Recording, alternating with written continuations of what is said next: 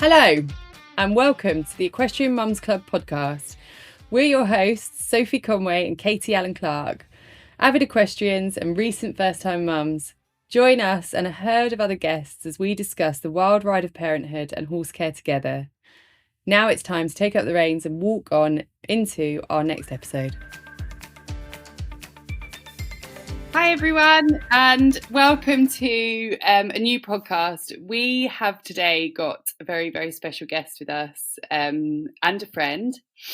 And I think this is probably our biggest challenge so far for this podcast, because we're interviewing somebody that does this for a living. Jenny Rudall. Eek! Jenny Rudall is a face that many of you will have already recognised from your screens. She is a presenter, producer and director of equestrian sport, as well as content and a former event rider, former coach, still a coach sometimes, all-round equestrian, and most importantly, a wonderful mum to two beautiful children. And an all-round good egg. She's just an all-round good egg. She has recently relocated to Canada, and we are catching up with her from across the pond to gain an insight into her life as juggling work, horses, and as a mum. Hey, Jen. Hi. Wow. That was well done. Well done. You've got the first bit over with. You can breathe now. Is it really weird hearing all your own accolades? I think it could have been better, to be honest. She's gorgeous. She's... where was it? It could have gone on a bit longer. No, I'm not. She is gorgeous. Especially not this morning. I've actually had to put makeup on to make myself look less awful. But I'm sorry, doing the hair at the time in the morning was a step too far, so I haven't done that. I love the Def Leppard hoodie as well that you've got on.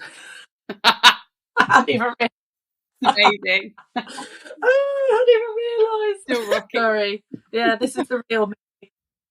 People might think because you work with horses that you get up in tweed.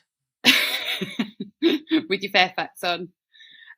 So in this episode, what we're going to explore is what we're basically going to explore with Jen is what her life looked like before she had children, which Katie and I don't know about because we met her after she had children. Oh yeah, I'm really fascinated to know what Jen's life looked like before children. So am I. And we're also going to look at the support network that Jen had around her when you first had your kids, Jen. And how caring for horses is translated into raising children, so how it's actually helped you. So Jen, can you give us a brief intro to you? So your name, your age if you want, how many kids you've got, how many horses you had, I know you've had millions, and where you live and who with. Right.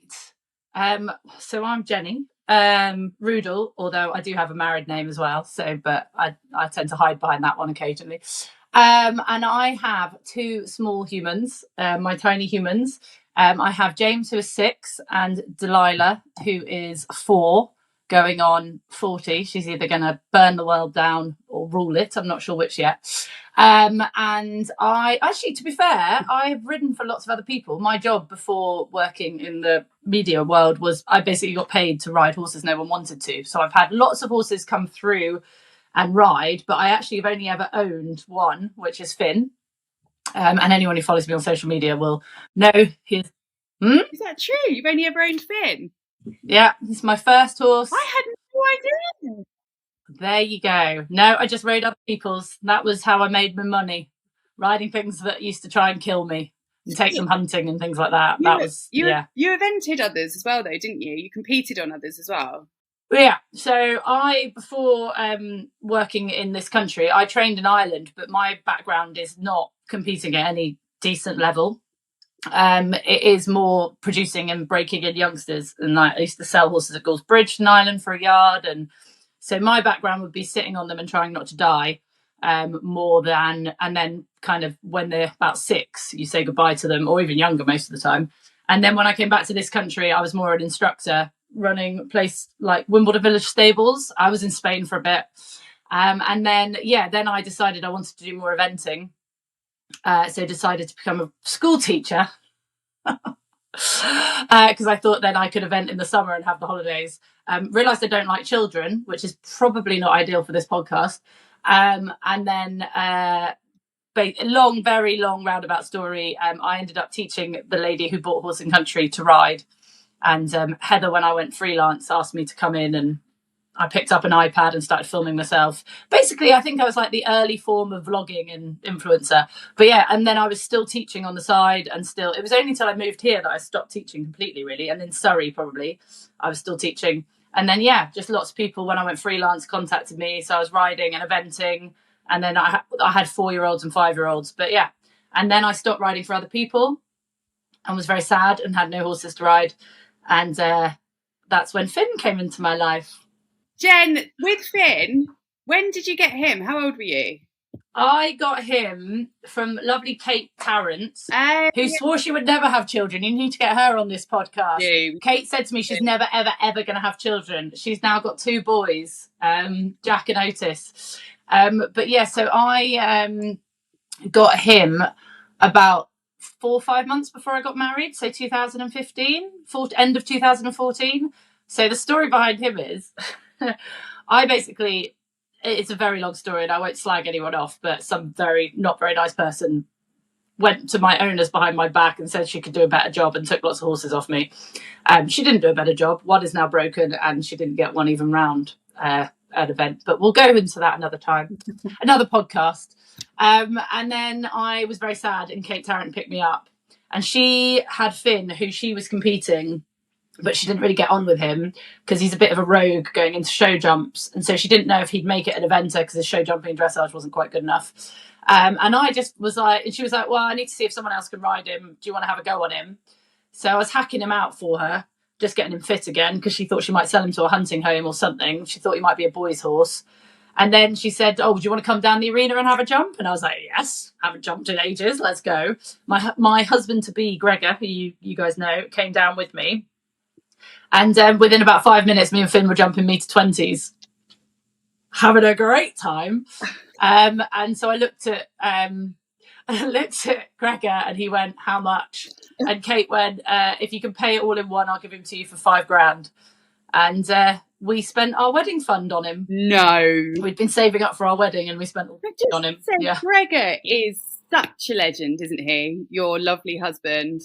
Yeah, well, yes, he has his Yeah, but that is quite a cool thing that you basically spent your wedding fund on a horse, Jen. Sums you up. But yeah, you have still got Finn, haven't you?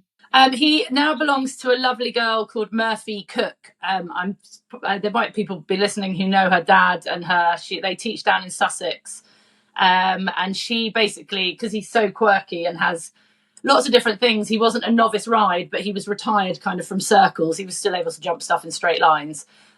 So she has got him, and she has said that even if he breaks, he can live out his days with them unless I come back, and then he'll retire with me. But he's having a great time. She's been winning like hunter trials on him. I think she came second in like a 80 hunter trial, and he's kind of giving her confidence back. That's amazing. Yeah, do you know what?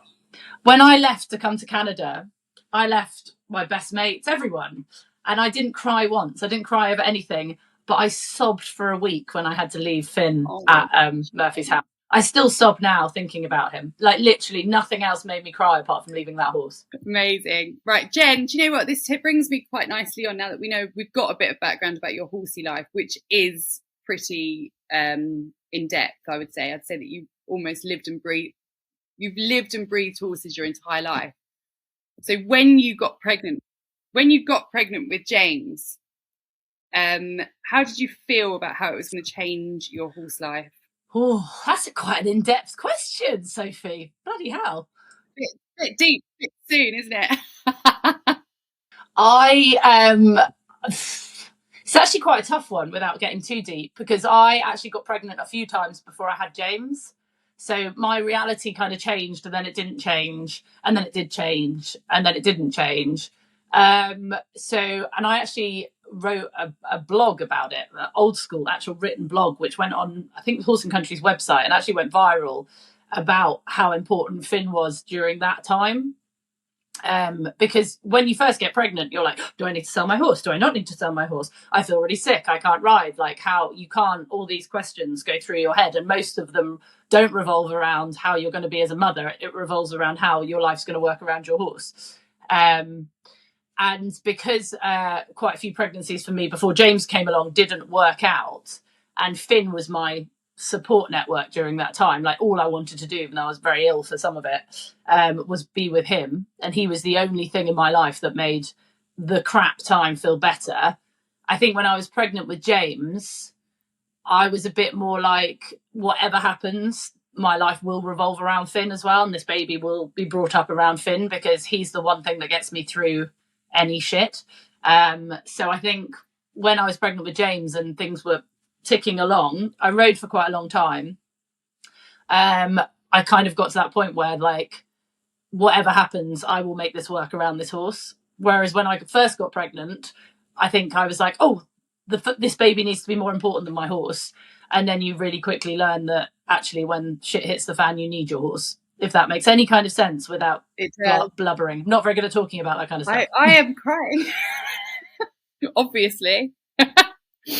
I can't I didn't realise, to be honest, quite how much that horse meant to you whenever I've seen you together. I know that you loved him, but it does, I didn't realise quite. Why am I crying already, Jen? Oh, sorry, I cry at everything now. Since it's a cry at everything. I think as well, when I wrote that the blog, it's still on there. It's called When I Needed My Horse the Most. And I think it's still online in the back end of Beyond of a website. And it got shared hundreds of thousands of times. I can't tell you. I think it was getting close to like 500,000. Like, it was nuts. And I was working at the British. I got so many emails. Like, you would not believe how many people messaged me, non-horsey people as well, because at the time there was nothing out there for how I was Googling away, like, why has this happened to me, or all this terrible stuff, like, and I was really ill and the doctors were like, oh, you'll be fine, you'll just get better, and I didn't. And the only thing, I was like so sick, and all I wanted to do was sit on Finn. And so I wrote this blog more because, like what you guys are doing now, there was no information out there about like how I was feeling and why it happened. And just so many people messaged me. I cannot tell you. And literally, I mean, that was, James is now 6, so 7 years ago, 2016 that happened. And I was at British Dressage Convention a month ago, and I was walking with Alan and Valegro, as you do. We were walking back to the stables because I took 10 minutes just to go and catch up with Alan. And we're walking Valegro down. I'm stood next to Valegro, right? Valegro. This woman comes over. She's walking back up from the stable. She's like, I remember that blog you wrote on miscarriage. You have no idea how much that helped me. I was going through a similar thing at the time. I read your blog. I got out on my horse. It was just so nice to know people go, oh, I'm going to cry now, go through the same things. Thank you so much. And I was like, Alan looked at me like, I'm stood next to Valegro. Like, this person's talking to you. What's going on? Yeah, I know. But yeah, so it made me kind of realise how I think we as horsey people are very like stern and tough and we can do stuff. But I think secretly we all just want to pat and cuddle our horses and get through shit with our horses rather than actually talking about stuff. Does that make any sense? It does. It makes complete sense. And do you know what it reminds me of, actually? So ages and ages ago, I can remember, and I mean, genuinely ages ago, I must have been like 18. We had to sell one of my horses because, I mean, he chucked me off so many times. But he was a bit like a support animal at the time. And I can remember saying to my mum, like, crying my eyes out and being like, I don't want to sell him, I don't want to do this. And mum was like, whatever happens, so we'll sell him to a lovely home and you'll always have a pair of those twinkly eyes looking at you when you walk into the barn. And I think that's the thing, isn't it, that whenever you have a hard time, they're always going to stick their head over the door and nicker to you and want a carrot basically and a cuddle. And that makes complete sense, Jen. Did you? So I know that you carried on riding through when you were pregnant. You competed, didn't you, as well, a little bit? Yeah, I think everyone in my life was because by the time I was pregnant with James, I'd already had 3 miscarriages. So I think I had told lots of people with a couple of them, like early on, you get excited, and because we're all nuts in this world, I then went, I'm not going to tell anyone till 12 weeks, rather than actually sharing. Why we do it, I don't know.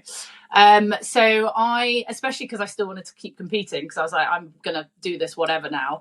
And I remember I did a novice on Finn at West Wilts, and my mum and dad came to help. And I'd finished the cross country and I was buzzing because it'd taken a bit to get back up to jumping any decent height. And Finn had like loads of problems like hocks and whatever, all those kind of crap that goes with it. And I remember taking off the cross country boots and turning around to my mum and I was like, it's now a good time to tell you I'm pregnant. Because and she'd walked the course, so she was terrified. Oh my goodness. But I knew if I told her beforehand, she wouldn't want me to go. I bet I bet that was such a. I bet it added to the buzz when you got back, when you got off, to be like, oh, my baby's just been round a novice. Yeah, you know, like that. It was. James is also the youngest person to ride Valegro. I was pregnant when I rode Valegro. That wasn't fun. I had Alan secretly. 6-year-old. Say that again. How can I be this jealous for 6-year-old? Yeah, and what was really funny about that is when I started telling people, I sent Carl the scan of James. I think I didn't tell people till like 20 weeks, so it was the second scan. And I sent Carl the scan and he was like, put it on social media instantly, because he thought it was really funny. I wrote the youngest person to ride Valegro. And then he sent me a message about a minute later urgently going, no, don't.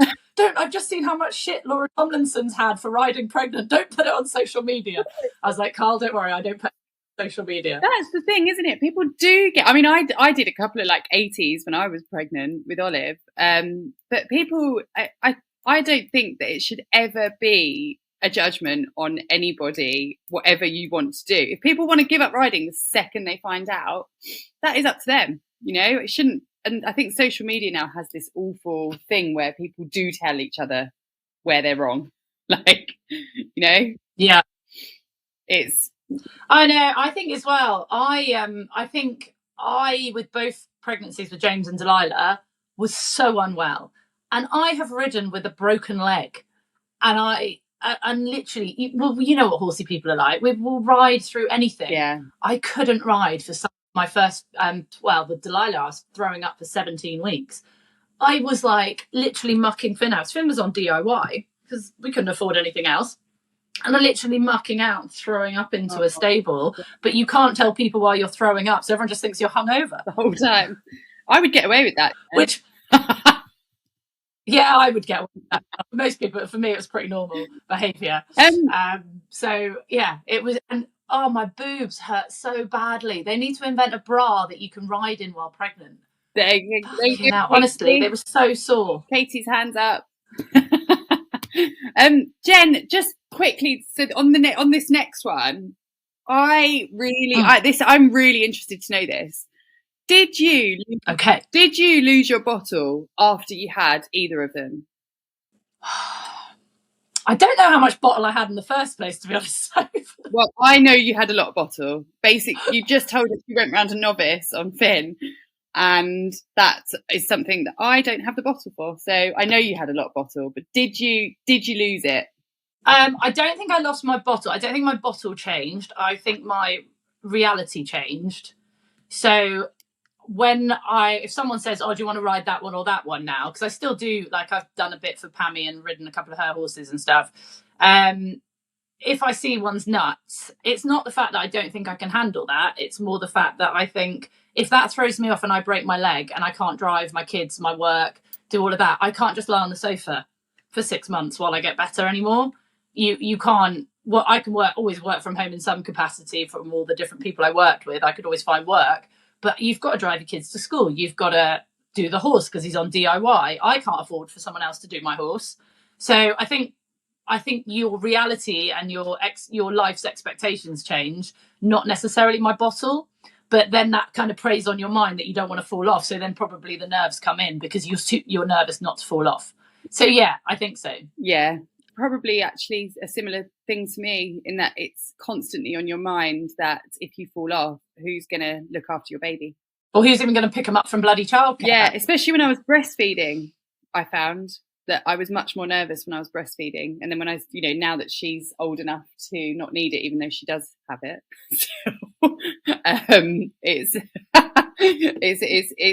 I've got a lot more confident coming back from, after it took a year. So.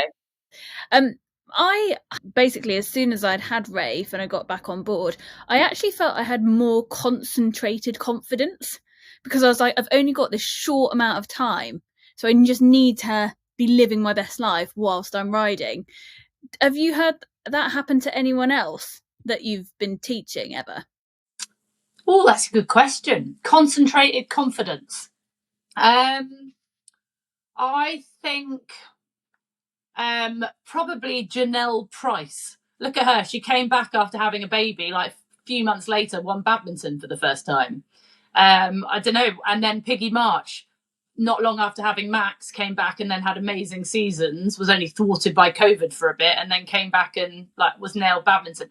So I don't know. I think maybe, yeah, there is probably something in it. If you can push out a human, you're bloody superwoman, aren't you? Because let's face it, that's awful.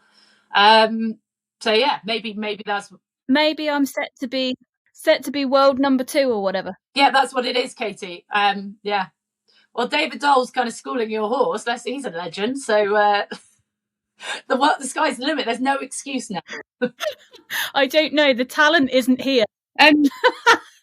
Right, moving on. Did you, when James was born, this is actually another thing that I'm really, really interested in, which for everybody listening, Jen was my sounding board when I was pregnant, and gave me loads. Not that you listened to me half the time. I never listened to her, and then as soon as Olive was born, I was like, oh yeah, you were right about this and you were right about that, and can you come and help me? And gave me lots of Delilah's old clothes, and I really like to know what support you had, Jen. When you had in the early days of having your babies. I had, my mum was around. She moved. It's a double-edged sword, isn't it, having your family close? My mum was living in the next village, 10, 15 minutes down the road. So she was around a bit, but she wasn't.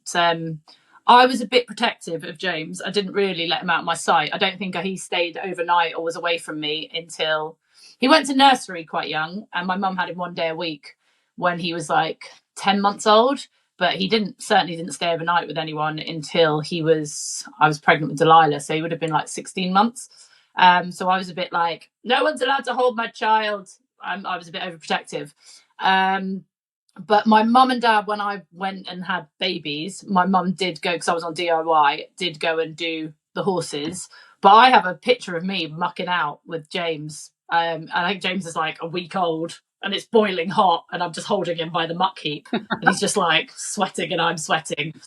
But no, there was, so my mum was around a bit, but my mum's got a few various things and ailments wrong with her. So she couldn't do lots of the heavy lifting. And that was pretty much it, really. So there wasn't a huge amount. What about Jen, emotional support? I don't like those questions. I get upset. I don't. My mum and dad find sympathy between shit and syphilis and dictionary, so I wouldn't have gone there for that. Sorry if you're listening, Jen's mum. I know she's fine with it. She's a tough old bird. So I don't know. I think for me, I was so relieved that James was there. Emotionally, I was pretty good, actually. I felt like from what we'd been through, he was here and he was safe and he was alive. So I think there was such a relief that actually I was just quite content in my own little bubble, doing the horse, got back on pretty quickly. Even though there was several stitches downstairs. No one tells you about that shit either when you want to ride a horse, do they? You did tell me about that, actually, Jen. You did tell me about that. Do you want to know what the worst thing there was? I always say, people go, so later on, then especially when you go for number 2, they were like, how was the birth? What kind of birth did you have? And I'm like, cut and sucked. Apparently the technical term is ventouse and episiotomy. No one tells you where that incision's going to be, which kind of goes up your backside slightly. It goes round, and then I was sleeping. It's horrible. It goes, yes. I know. No one tells you that. No. But also, when I was sleeping, Gregor in his sleep turned around and kneed me in the stitches. Oh wow. That is. Yeah, that was fun. Oh, so I probably got on a week later than I probably should have done, thanks to my husband. See, not so nice now, is he? Now, no. Oh my goodness, no. Do you know, Jen, what I did? I don't know if I might have told one or other of you about this, but I went and tried to shave my bits and ended up shaving over the scar, and it bled everywhere. It was like another birth. Can I just say, that begs the question, Sophie, who were you shaving that for? Anyone listening to this, you don't need to shave that. No one's going there for a while. Just leave it alone. Do you know? Come on. I know it was for a holiday, I think, or it was to go swimming or something. I had to because it wasn't pretty. But if you've just given birth and are listening to this, don't go and shave. In fact, don't get out of bed. Just stay in bed. I learned that with baby number 2. Fuck it. The horse will still be there in a few weeks. Enjoy your baby. Stay in bed. And I said that to you, I think. Yeah, you did. Enjoy this time. And I did. I loved it. Because I actually really loved that bubble of newbornness.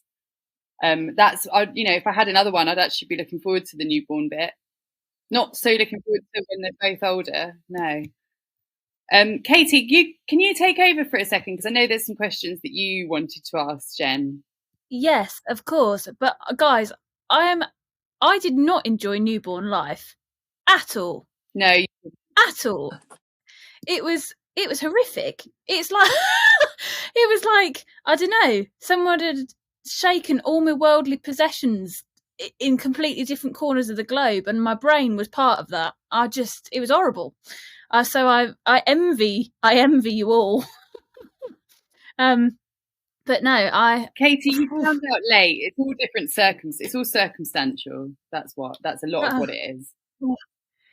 Jen, I feel like I've known you really well for such a long time, but I just didn't know all these bits so far, and this is just such a lovely conversation. So thank you. One question that I had was the leap between no kids and then having James easier or harder than just going from 0 to 1 to 1 to 2? Oh, it's a good question. 0 to 1 to 1 to 2.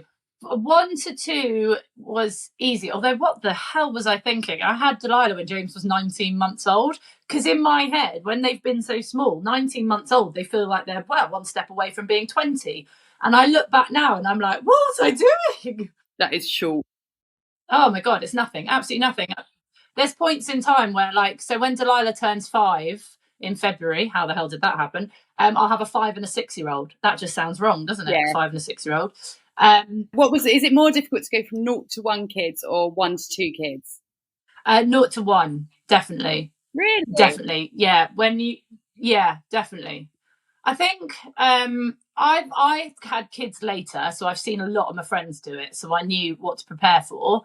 I think people sell it badly. People, your life's over and everything's terrible. And I think if you think like that, it will be. I think if you can embrace it, I think, Katie, because you found out you were pregnant quite late on, you probably didn't have as much time to get your head around it. Whereas for me, I'd spent 3 years trying to have a human. So I think I'd had a lot of time to get my head around it. So again, I think it just depends. You can't listen to what someone else has done in their life and go, that's going to be my reality, because it's just not. Everyone's story will be different in some way, and how you get through it is totally up to you. And if someone's got one child that sleeps through the night, whoopee fucking do for them. However anyone wants to get through this shit is totally up to them. I have no judgment. If you want to lock your child in a dark room and have blackout blinds and sleep noise, brilliant. If you don't, excellent.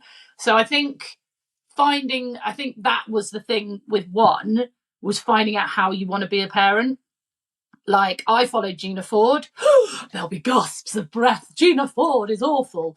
Because people say parenting doesn't come with a handbook. It fucking does, and it's called Gina Ford. It's a great book. But for me, I like routine. My dogs have a routine. My horses have a routine. I need a routine. And I took her book, and not until James was 8 weeks old, so I didn't do it till then. But then you get this so that was a huge learning curve, how to make this routine work. And I did get stressed out about it, and oh my God, it didn't always work. And then I worked out with Delilah, I can take this routine and make it work for me. But baby number 1, what the fuck? He's 8 weeks old. I need him to go to bed. But then I got massively judged by people that I was using Gina Ford, because people think that her techniques are all about leaving them to cry. Whereas because she sets you in such a good routine, they don't actually cry. You don't need to sleep train them because you've done this routine, bedtimes, all of this thing. So there's a massive misconception. And people used to say to me, well, I would never use Gina Ford because she's never had kids. And my response would be, I've never given birth to a horse, but I still know how to train one. Quote, unquote. Yeah. Amazing.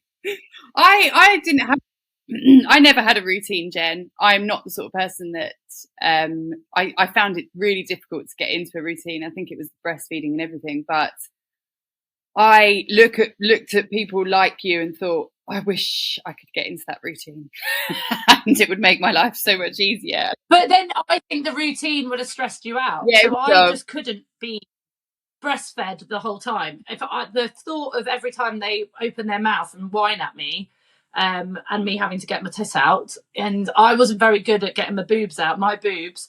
Okay, we'll go into this. I was told when we did the breastfeeding clinic by a woman who I think knitted her own skirts, that the baby would just naturally find and crawl up you and find your boob. Now, my boobs, especially after having kids, do not point in any direction. And if my child tried to find them, they would definitely fall off my face. I'm like, that's not going to happen. My boobs do weird things and end up under my armpits. So getting them out in public, just not going to happen. So I had what I call my cloak of invisibility. So I used to get James out under I needed nipple shields. So that was a faff.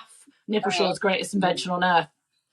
So even though I breastfed James up until 8-9 months, and Delilah for quite a long time as well, I never felt like I could whack my boobs out or do anything comfortably. So for me, having that routine of, right, he's going to be fed every, is it 3 hours, 4 hours? Basically like your horse. For me, then I knew where I needed to be, or I could be on a chair, or I could do it comfortably, or in a car. I still went out and about, or I'm going to pump then and take a bottle. For me, I did not enjoy the whole, I don't want to look at someone's boob. I don't want someone looking at my boob. Fair play if you can do it, because I've seen you in a pub whap your boobs out, and I massively take my hat off you feeling comfortable. But I think for me, I just couldn't do that. So the routine for me really worked. And but I also was quite jealous of people who were just quite free and booby. It's such a personality trait, though, isn't it? Like, it depends on what your personality is and what you need, because the babies don't care. They're still going to get fed, they're still going to sleep, and they're still going to get changed. And so the babies will flourish as long as you are happy. I think that's the key, isn't it, here? As long as but it's again like, it's like your horses. Oh God, how many people are going to tell you what you should feed or do with your horses? Well, poke off. My horses are fine. They look good. I'll do it my way. Yeah. And I'll take advice from lots of people, and I'll put it into how I think. My horses don't fit into a box.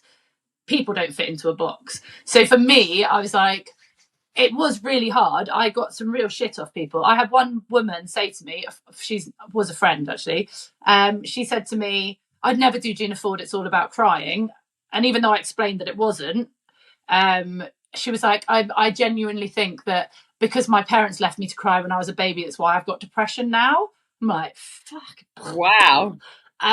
So basically she was saying to me that I was giving my child depression in later life by doing Gina Ford. I'm like, oh, come on, leave me alone. Wow. 9 months later, when her child didn't sleep, she used to left her child to cry. So it was karma. It's hard to stick your gun. I have left Olive to cry. It was horrific. It went on for 3.5 hours. Sometimes you just got to do it. I went over to the yards and just sat with Oscar for a bit and was crying myself. And every time hug a horse. Yeah, every time I came back, I could hear her screaming, and I'd just turn around and go straight back again. I was like, because Alex, I didn't leave her on her own. I left Alex here, but it was horrific. But yeah, she did sleep better after that.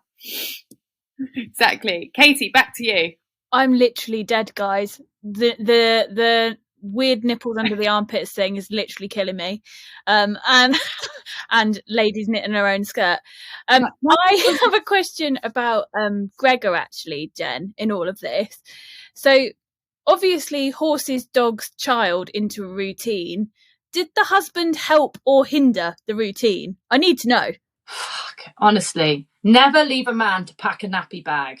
They will forget half of it. However good that man is. I've got one friend, who is like, I'm not going to say names, because it'd be sod's law that the first time in his life he ever does anything horsey, his wife will be listening to this, who I would say you can trust him more than the wife to pack a bag. But you just cannot trust them to pack a fucking nappy bag. They will forget something. Normally the nipple shields. Yes. No, Gregor was very good, actually, in his defence. Don't get me wrong. He's going to kill me for saying this. There is nothing like having a child to make you argue with your spouse. But it's going to happen. You will fall out. You're sleep deprived. You want to lob the child out the window, followed by the husband. It is going to happen. Normally, because you're so tired. And they have this ability to go back to sleep. So, because like the baby can wake up and they'll wake up and you'll be breastfeeding or feeding it and they'll be back asleep in 2 seconds after kneeing you in the vagina. What is that about? Oh God, I don't know, but I have wanted to stab Alex in his sleep, like on numerous occasions, because of the snoring next to me. Yeah. Oh my God, it's horrific. Yeah. So, and I think as well, because you are the source, no matter what anyone tells you, you are that child's life. So Gregor did get on board with the routine. He quite enjoyed the routine as well. That was very much suited both of us. So we were quite lucky with that. But he had that ability to, if James was asleep, he would just lie there with the baby asleep and not care. Whereas for me, if James was asleep, I'm like, I need to clean the house. I need to do something. I need to go and do the horse. Do you know what I mean? That level of stress. And I just remember arguing with him once. We were screaming at each other. I think we had music blaring because James would only go to sleep with something blaring, screaming at each other. And I said to him, you just need to do more. You need to, if James is asleep, you need to do something. Like, I'm screaming at him. And I'm not joking. He stamped his foot and went, I think I'm trying really hard and I think I'm doing really well. Oh no, Jenny! Why are you so mean? And that made me kind of go, oh, in your head you think you're doing really well. You're okay. really mean. I remind him of this a lot whenever we're having an argument. I stamp my foot and I go, are you trying really hard?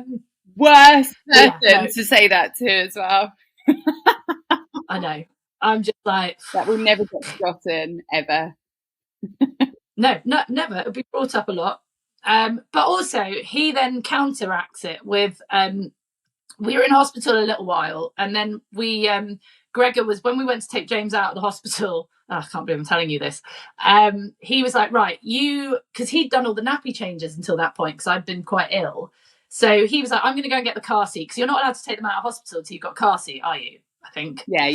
And so he went to get the car seat, and he was like, you got to have something to take them out. So he was like, you change James's nappy, and I'll go and do the car seat. So anyway, Gregor comes back, and I'm like, this tiny thing is now dressed and nappied and everything. So then we moved to a maternity unit a couple of miles away. And we get there and the midwife picks James up out of the car seat and goes, oh, has he had a pee or a poo and how's he getting on? And we're like, yeah. She was like, oh, he's quite wet. He must have done a lot of wee to wee through a nappy. And she takes off his baby grow and I've forgotten to put a nappy back on. Oh, Jenny. I'd taken the nappy off but hadn't put one back on. Oh, Jenny. Oh. I know. So Greg has never let me live that down, ever. So whenever we're fighting... Let's talk about Canada. So, Jen, how is life overseas in Canada, and how does it compare to raising kids in the UK? Well, the one thing they didn't tell me was that children start school a year later here. Really? Helpful. Yeah. So Delilah should have started school in September, and their school year runs from January through to December. So if she'd have been born in December, she would have been not starting school that school year, but she would have started school over here. Would have started school over here this year, because she's born in February. She turns 5, and she won't start school until September, which has taken a lot to get my head around. Yeah. The main stress of moving here has been the impact it will have on my beautiful children. I do have nice children, by the way. However much I give them shit, my kids are awesome. They are gorgeous. And James has had to go back a year because because they start a school a year later. So he has gone back into year 1 rather than going into year 2. He's smashing it. He's on books that are from year 4. It's hilarious. But saying that, here they're allowed to be kids for a lot longer. James loves school, loves it. He goes to school in the middle of a bloody forest.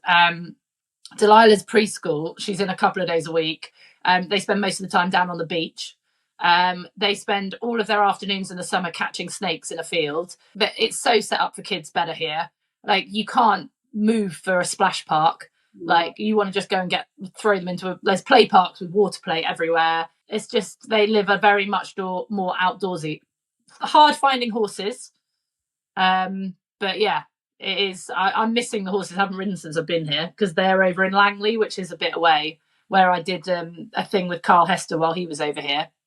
But I might be going there to do some work, so hopefully then I can just find some horses that I can maybe borrow or steal, or just say, do you need anyone to ride them? But yeah, and at the moment no horses, but lots of other stuff. And Jen, when you are with the horses over in Langley, do you find that the Canadian kind of approach to looking after horses is a bit different to how we do it in the UK?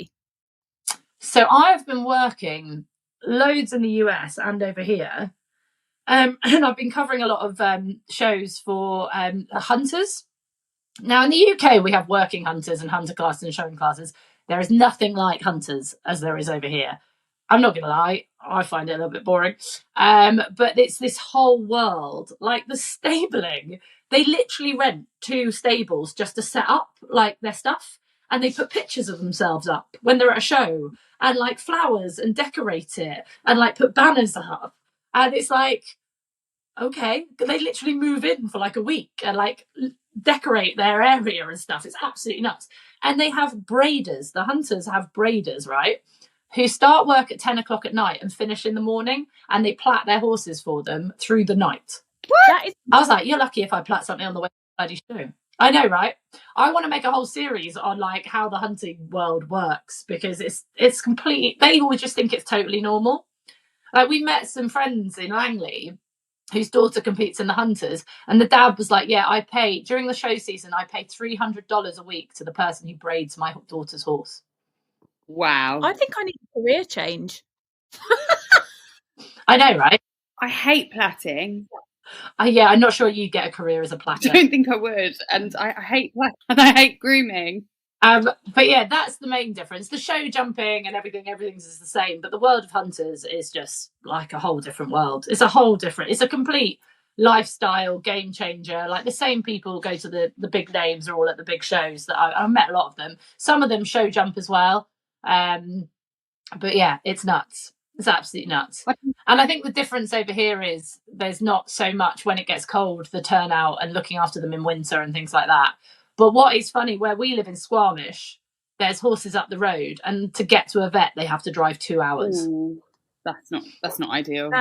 Lots of adaptations of if you've got a horse here, you can't just call a vet out, you can't just call a farrier out. You can't, it's a bit of a different cup of tea. So I think me owning a horse here, not going to happen. That was going to be my next question, Jen. Would you want to own a horse in Canada? But obviously it sounds like there's quite a lot of hurdles to jump, really, metaphorically. Yeah, I think we haven't found our forever place to live. We like where we are at the moment, and it's great because we're 50 minutes from Whistler, so I'm learning to ski. Amazing. I never thought that would happen. Everyone keeps saying, oh, you're a horse rider, you'll be really good at it. I'm sorry. At what point do my skis have 4 legs and try and kick me? There's no comparison. I might have balance, but I've never had 2 bits of bloody plastic strapped to my feet. You're not going downhill at 90 miles an hour on a horse either. It's quite scary, isn't it? I just wanted to say one last sort of Canada question, Jen, or relocation question in general. Have you got any advice to anyone looking to relocate with a young family? Because it's a really big ask, right? It must be really daunting. Yeah, it was horrible. The level of stress is you cannot fathom. It's like a holiday, but the most stressful holiday you've ever been on. And the change, so we're still in that. If we stay here, they're going to be a year behind at school. How is school going to affect them? What are they, do you know what I mean? And just like so much is based around the kids, like totally. Like, how are they going to enjoy it? Making sure they're happy, finding things that they want to do, changing schools. But to be honest, they love it, and all they want to do is spend time with you. So as long as in the middle of all the stress you do lots of fun stuff and just embrace it. But yeah, it's still pretty stressful. It's still like, are we staying in this house? Fine. Yeah, I think in hindsight, one of us should have come over before and found accommodation earlier and done it without the kids in tow a bit better, because doing everything with children, like even things like being in a bank, signing up for a bank and having 2 small children in there, like there's not enough colouring stuff in the world that's going to keep them occupied when you've got to wait in a bank for 4 hours. Jen, I wanted to move on to talk about your work, basically, which, you know, you are quite amazing at. We've all worked with Jen, and find out who are your biggest inspirations as riders and parents. Ooh, that's a question. Who is my inspiration as a rider and a parent? Do you know what? I was at a yard once renting a horse box to go somewhere. And I turned up and there was a woman who'd recently had an operation on her trachea. She worked at the kennels in Cirencester, which is where the students keep their horses. It's called the kennel, whatever. And she had a tracheostomy. She had a baby that couldn't walk yet. And she was mucking out, and she had, the feed bins that you hook onto the feed door, the ones that hook. She'd hooked that onto the wheelbarrow and made leg holes. So someone had obviously, with a proper saw, had cut out leg holes, and the baby was sat in that. And she was mucking out. She then sorted me out hiring the horse box. And I just remember thinking, bloody hell, you are amazing. Like, I don't even know what her name was. But I just was like, fair play, you are absolutely nailing this. Child happy as Larry, attached to a wheelbarrow. And I was just like, oh my God, when I think I'm having a shit day, I'm just going to remember how hard you are working with a baby in tow and a tracheostomy. I was like, she is awesome. I'm going to do that. Because I think that is... Yeah, and I think you guys, more than anything, like you doing your horses, getting up, working, creating a podcast, it's very easy to watch these top riders who bounce back from having children. Half of them have got nannies. And do you know what I mean? If I had a nanny, I'd be riding all the time as well. Don't get me wrong, not all of them do, and I'm not judging anyone. But, or the other half doesn't work and can have the kids or whatever. And if I was a top rider before, I'd probably be able to be a top rider after if I could afford the childcare. I think it's more the people who inspire me are people like that, and people who get up and do what I did, which is I used to park up. If my child was asleep, leave the engine running and quickly muck out as quick as possible and throw the horse out. And then I'd be like so delighted if I'd had time to muck out the horse, because then when I brought him back in later, I just had to throw him in and stuff. If I managed to get the feeds made as well. If not, put on Kids TV 123, my biggest parent hack, the Planet song. Oh my God, it's like baby crack. They will watch that for ages. Or Teehee Town. I'm Len, I'm Minnie, sing a song of shapes. That, honestly, they love it. All the faces. I used to play that on repeat. Run to the car. Has it ended yet? No, I've still got 30 seconds to put some hay in a hay net. That is reality of mums with horses and kids. Like finding stuff on YouTube where you're like, this is kind of educational, or it's lights or it's shapes, so I don't feel like I'm killing my child's brain, but it gets me enough time to get my horse done. And the people who get up at 5 a.m. to go, Izzy Taylor, honestly, that rider inspired me. I mean, she had 2 kids. I've seen that girl get up at 4 a.m. to go and school 10 horses before she then comes back and does the school run. probably 5 in the morning. But like, I just remember saying, I got to her yard at like 9. She was getting back from dropping kids off, and she'd already been to the gallops with 3 horses at 5 o'clock in the morning. Do you know? Don't get me wrong, these riders at the top all work stupidly hard and are amazing to still do what they do with kids.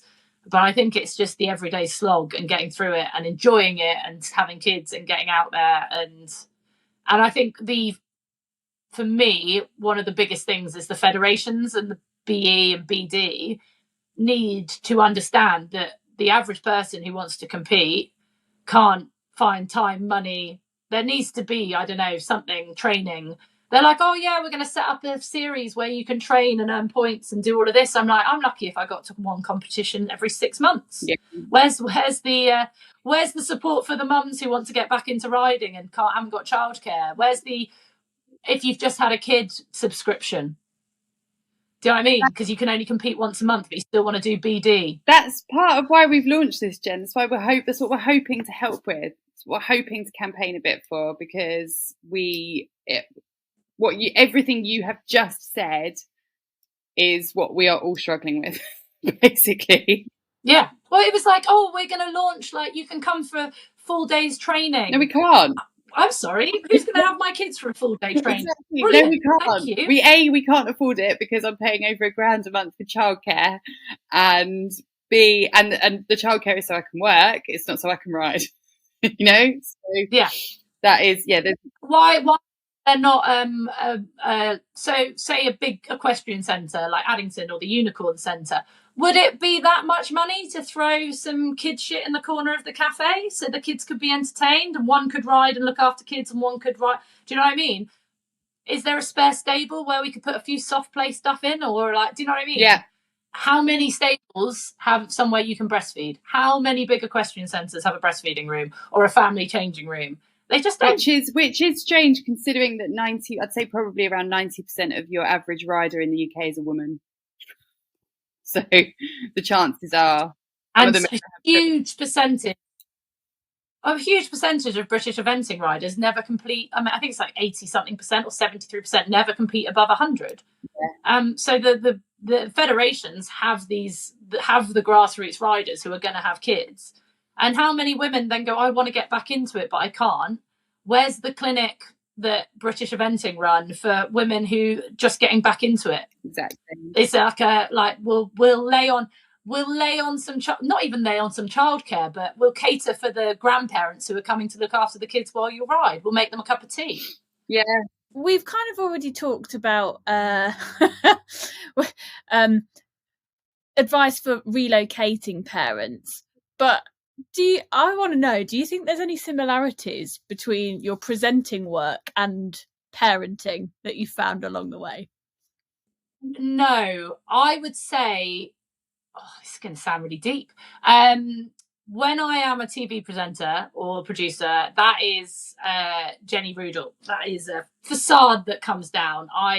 People always go, oh, why don't you like having your photo taken? Because it's not about me. I'm very good at putting on this persona that is, when the microphone gets in my hand, like, people are like, oh, why don't you get nervous? Like at the convention recently in front of thousands of people. I'm like, that's not me. That's this person who does stuff. Whereas when I'm with my kids, that is probably the only time I'm ever really me, or with my dogs or with my horse.